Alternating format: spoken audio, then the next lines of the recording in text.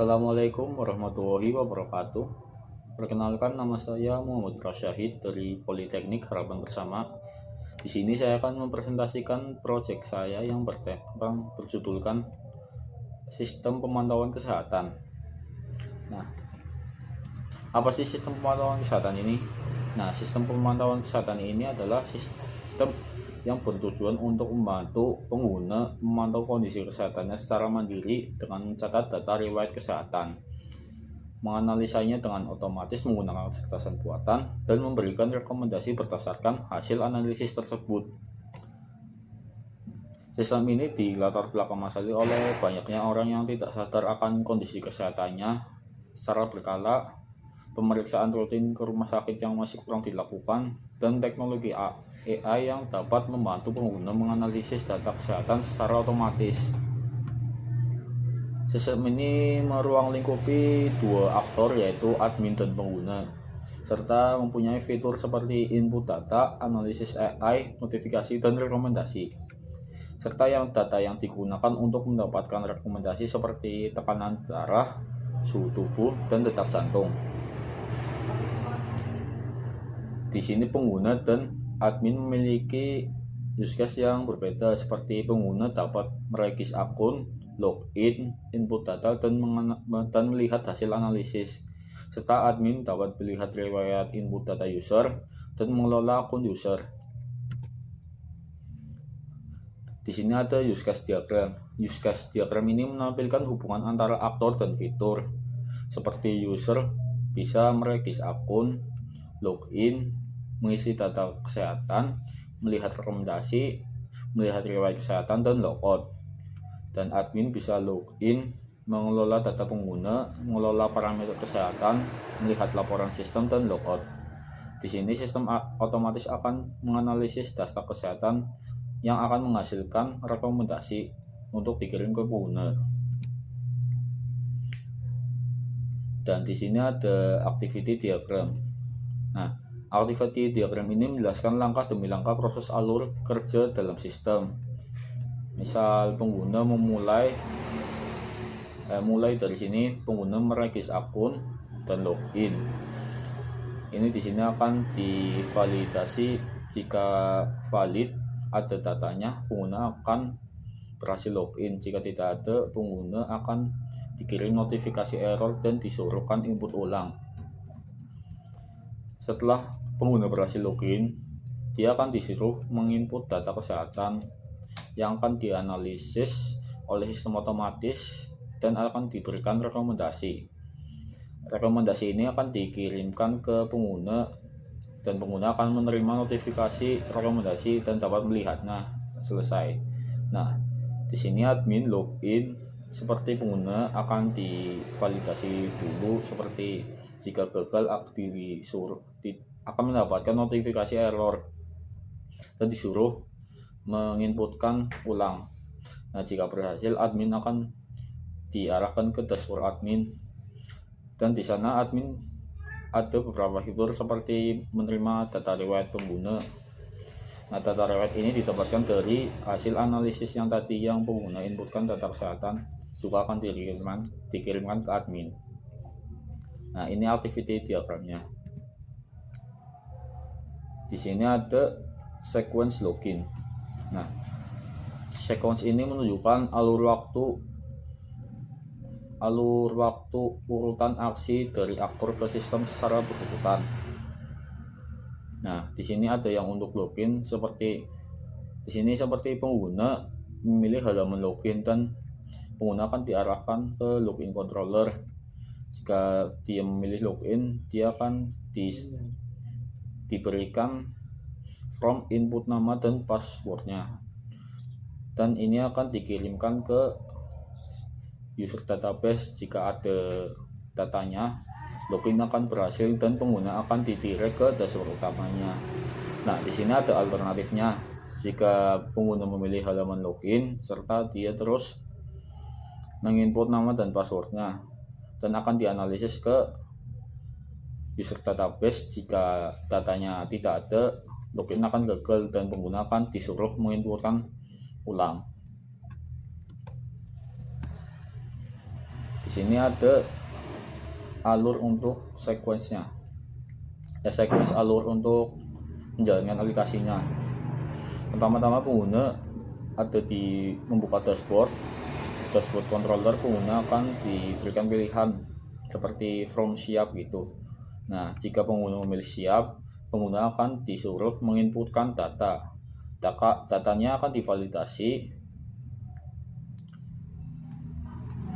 Bukan validasi. Datanya akan dikirim ke data service dan disimpan ke database. Nah, di database ini data akan dianalisis. Nah, hasil analisisnya akan dikirim ke dashboard utama. Nah, hasil analisisnya itu berupa hasil rekomendasi, seperti rekomendasi dari data yang diinputkan pengguna tadi. Nah, rekomendasi ini akan ditampilkan di halaman dashboard berupa notifikasi dan akan disimpan di riwayat notifikasi. Nah, admin juga bisa melihat riwayat rekomendasi atau data dari penggunanya.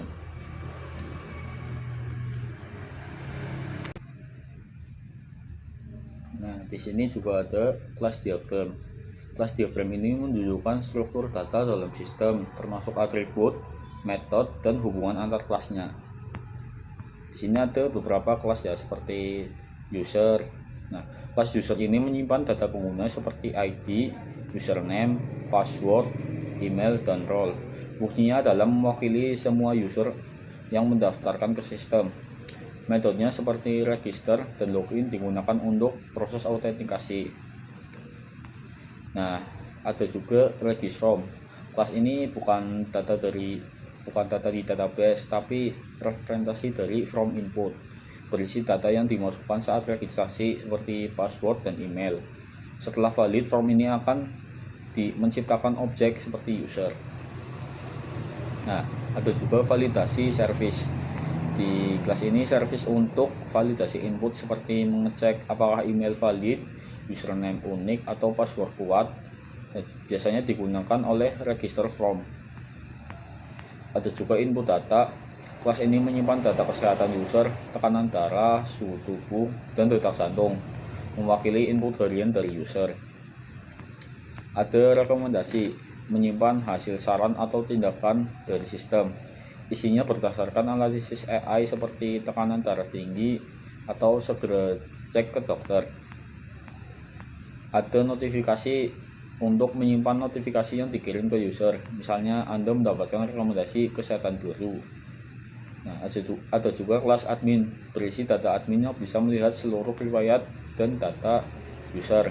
Metode seperti lihat riwayat dan kelola user digunakan untuk pengawasan sistem. Kelas ini saling terhubung. Misalnya user bisa punya banyak input data dan banyak notifikasi. Input data dianalisis oleh analisis service, serta analisis service akan menghasilkan rekomendasi. Admin bisa melihat semua user dan datanya. Jadi secara keseluruhan kelas diagram ini menggambarkan bagaimana struktur data dalam sistem bekerja, mulai dari user yang input data, diproses oleh sistem, lalu menghasilkan rekomendasi yang akan dikirim kembali ke user dalam bentuk notifikasi. Di sini ada desain interface-nya.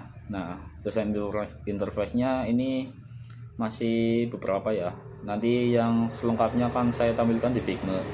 Di sini misal pertama-tama ada logo dan akan dialihkan ke dashboard utama. Di dashboard utama ini pengguna bisa melihat akun serta dapat melihat riwayat kesehatan, dan juga ada fitur cek kesehatan. Jika pengguna memilih cek kesehatan, dia akan diarahkan ke dashboard masukkan data kesehatan. Di sini pengguna disuruh menginputkan data kesehatannya yang akan divalidasi. Jika pengguna sudah menginputkan datanya yang disuruh, jika dia akan memvalidasinya, dia akan mendapatkan rekomendasi yang akan dikirim ke dashboard utama dan akan disimpan ke notifikasi.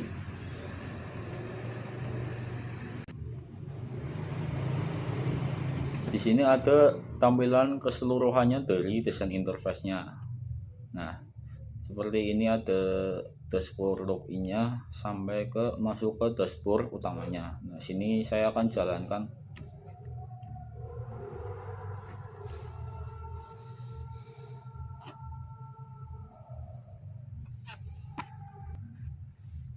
Nah, ini untuk yang pertama-tama akan diarahkan ke dashboard login-nya.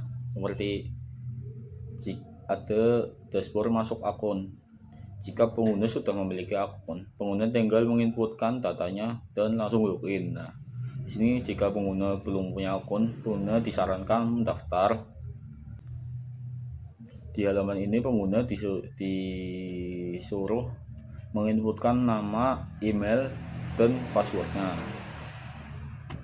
Nah, klik. Jika sudah mengisikan yang disuruh, pengguna mendaftarkannya dan akan diarahkan lagi ke halaman loginnya. Jika pengguna login menggunakannya tadi, nah, selamat datang. Nah, pengguna akan diserahkan ke dashboard utamanya. Ada opsi lain jika pengguna sudah ada akun cuma lupa password dan sandinya. Ini ada fitur lupa password. Pengguna disuruh menginputkan email dan akan dikirim kodenya ke email tersebut, seperti email yang sudah didaftarkan, dan akan mendapatkan kode dari email tersebut yang akan ditaruh di sini. Setelah dipulihkan, pengguna akan disuruh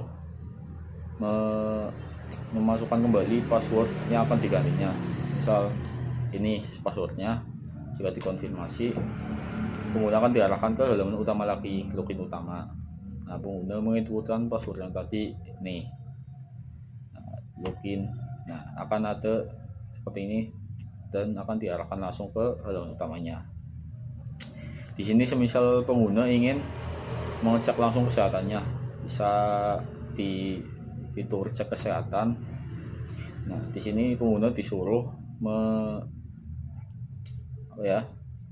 memasukkan ID, user ID, dan seperti tekanan darah, suhu tubuh, dan denyut jantungnya.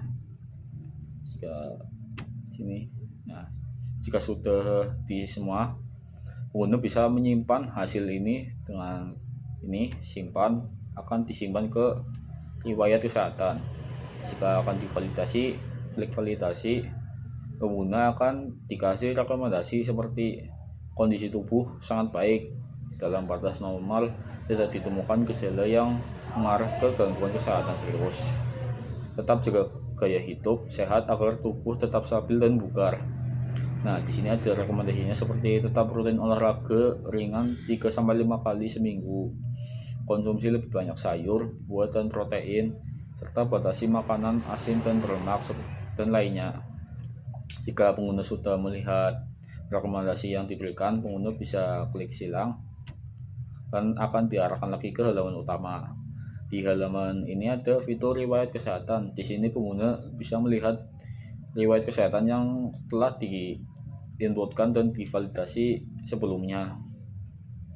Nah, jika pengguna mengkliknya, pengguna akan diarahkan lagi ke rekomendasi seperti yang tadi, dan pengguna bisa melihat rekomendasi yang sudah diberikan tadi. Nah, udah segini saja dari saya. Kurang lebihnya mohon maaf bila ada salah kata atau apa. Saya akhiri. Wassalamualaikum warahmatullahi wabarakatuh.